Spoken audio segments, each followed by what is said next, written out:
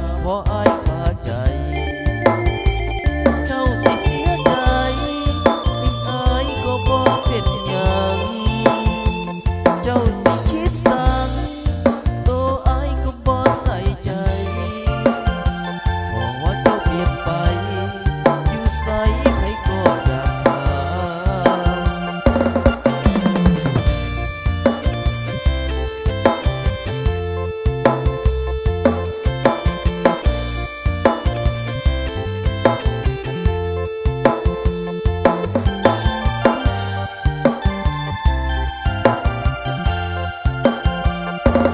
เป็นคือเว้า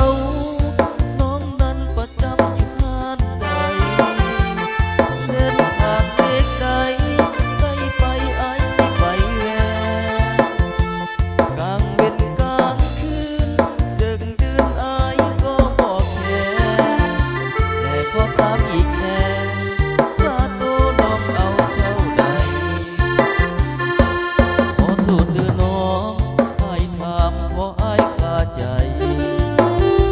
เจ้าสิเสียใจ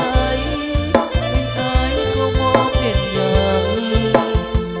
เจ้าสิคิดสั่งตัวอายก็บ่ใส่ใจ